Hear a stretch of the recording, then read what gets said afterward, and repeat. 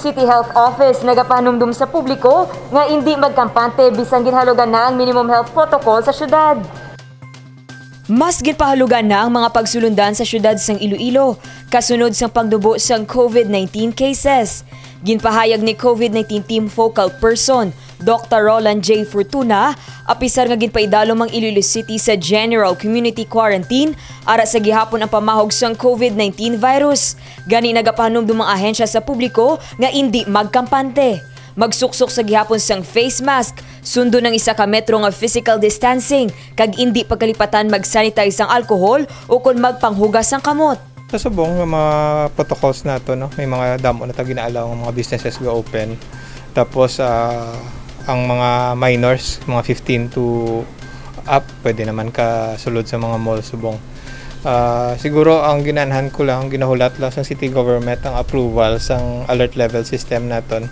Kay base ang last nga paghambal is nasa alert level 3 kita. Although during that time sang implementation sang alert level system kay pilot area ang Iloilo City, lantaw namon sa data naton, including sa data sa Department of Health ng Region 6, ara kita supposed to be for alert level 2. For alert level 2 mas damo patani pag ang pwede naton nga ma-open. That's why nga nagpadala kita sang appeal for alert level 2 sa city. Wala naman nagauntat ang lokal nga panguluhan sa pagpatigayon sang vaccination program sa syudad. Ilabi na para sa mga kabataan nga nagaedad 12 tubtob 17 anyos. Target sang lokal nga panguluhan nga mabakunaan ang 50,000 ka mga minor de edad sa syudad. Ginahulat man ni Mayor Jerry Treñas ang go signal sang IATF sa paghatag sang booster shot sa mga medical frontliners, senior citizen kag persons with comorbidities. Base sa pinakauli nga datos sang Iloilo Vax Team, Nobyembre 10, nakarecord sang 5,580 ka mga Ilonggo ang nabakunahan na. 5,101 sa mga ini ang gikan sa mga mega sites, kag 479 naman ang community-based. Remind lang naton, although naghalog kita, damo na tabis na sa ginaobla, pero remind lang naton gyapon sa pamuluyo ang pag observe sa minimum health standards naton, no? Ang wearing sang face mask, especially pag ang social distancing. Medyo ka-alarman kami subong kay nakita naton nga daw medyo gutok ang may mga public places gid nga mga gutok, no, may mga plaza kita kung gabi medyo gutok. Samtang buwas nga adlaw Nobyembre 12, bukas naman ang mga mega vax site para sa mga residente kag hindi residente sa syudad nga nagaedad 12 tubtob 17 anyos.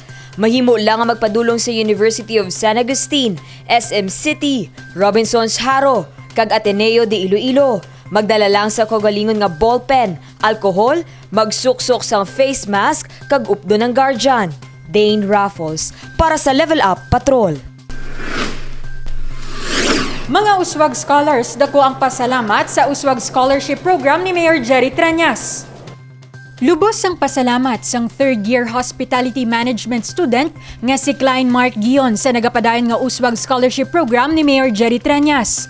Para kay Klein, dako ang nabulig sang programa sa iyang edukasyon, ilabi pa nga iniisa na ka-graduating student.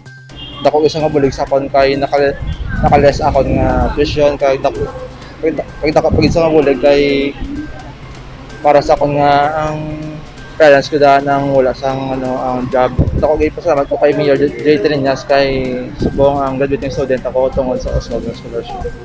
Ginkalipay man sang second-year civil engineering student kag Uswag scholar nga si Stephanie Faye Ebro nga makabaton sang bulig pinansyal gikan sa nasambit nga programa.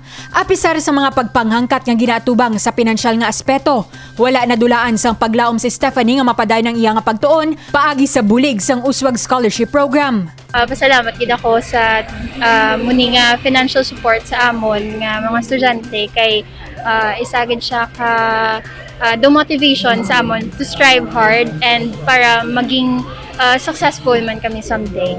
I am very happy nga makuha na naman naman financial support and as well as makabulig gid siya sa amon sa pagpay naman sa tuition.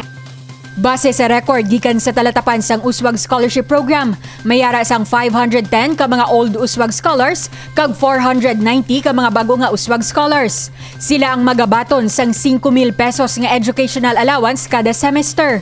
Sa Subong wala pa kita sa slot, gina-advise na namon nga magpa-lista lang anay sa ila barangay Kag kung magabot na amon slots, ipadala na namon sa mga barangay, dito na lang sila kuha sa mga forms. Kag ang screening diri sa amon office. Ang Uswag Scholarship Program ang kabahin sang Wheels on the Go project ni Mayor Treñas nga naghatag importansya sa sektor sang edukasyon. Iniagod mas madamo pa nga mga pamatanon ang mabuligan nga mapadayon ng ila pagtuon kag paglabot sa ilang mga handom. Divine Singh para sa Lavala Patrol.